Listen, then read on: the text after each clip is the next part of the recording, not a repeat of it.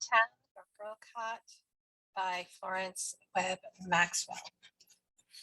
The lunch period was already over when I returned to school, and although there was no Mrs. Goldenrod or any other teacher in the classroom, everyone was quiet for a change. I looked from one end of the room to the next, wondering what could have caused this unruly bunch to become so orderly.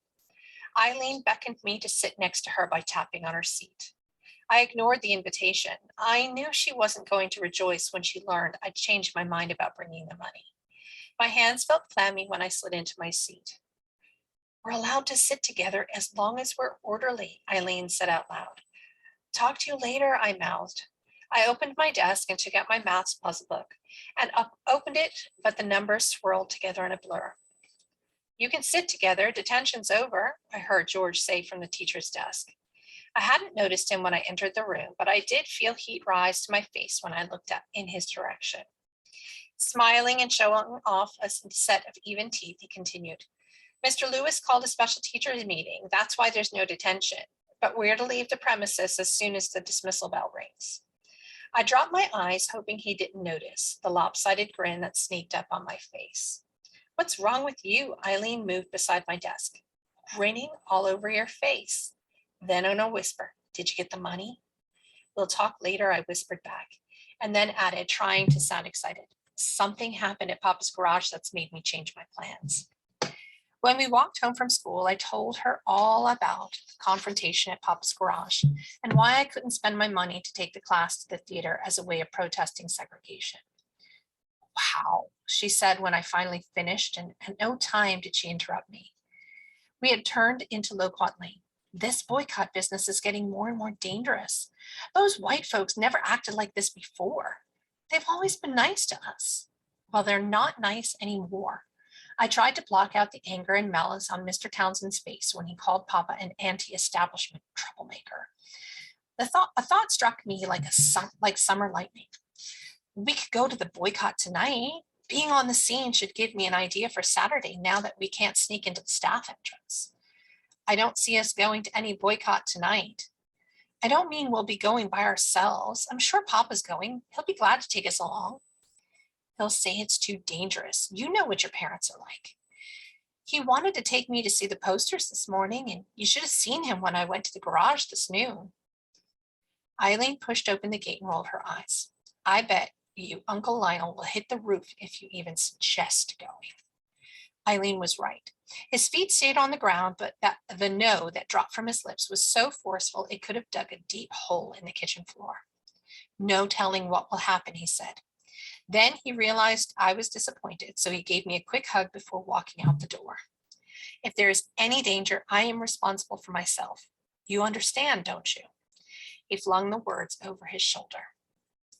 "If people riot, it will be dangerous. If they picket peacefully, then they won't be breaking the law." Eileen's tone was dripping with, "I told you so," but I didn't even look in her direction.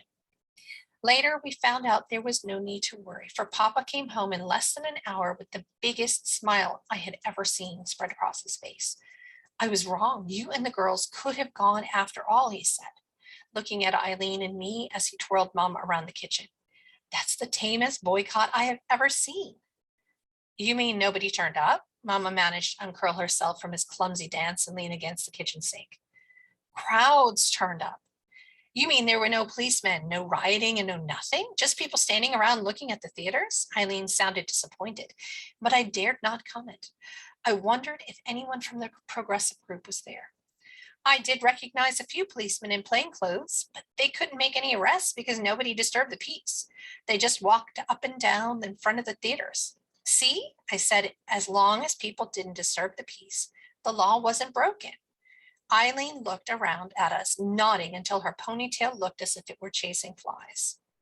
Then Papa added, "The only bit of disturbance was a colored man who shouted out that the progressive group should have approached management in a respectable manner instead of writing anonymous letters." "And organizing a useless boycott," interrupted Eileen, who was sitting at the table whirling around Mama's homemade root beer. I thought the glass was going to topple over when she jumped up and stood behind the chair, her arms folded, her lips snapped together as she looked at her audience, Mama, Papa, and me, with her serious lawyer expression. I leaned back in my chair and waited because this was like old times. Papa encouraged Eileen in her discussions because he too enjoyed a hot debate. Mama would join in occasionally with one of her famous sayings, and I just listened. I'm not good with the whole lot of words. Today, I wish the topic was not about the boycott, but I remained in the room because this was our usual scene. That progressive group has no right to come to Bermuda and get mixed up in our business. Undercover at that, she said, settling her gaze on each of us. I agree, Papa said immediately. We have our own way of handling white people. It's slow, but it works. Sooner or later, we would have the segregation problem solved the Bermudian way. How do we know they're not Bermudians? I surprised myself by asking. What a dumb question, Desma. Eileen turned and glared at me. Bermudians couldn't keep this a secret. We know everything about each other's business. Not everything, I wanted to say, but decided it was wiser to appear dumb than give away the secret. I agree again, Papa said quickly.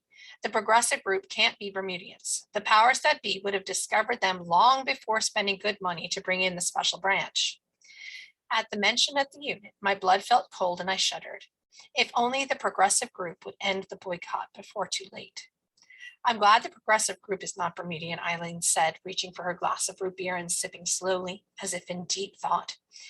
When she turned and looked at us, I saw fear in her eyes. I would hate to be caught by that bunch, for they never lose a case. That's exactly my fear, too. They seldom, if ever, lose a case.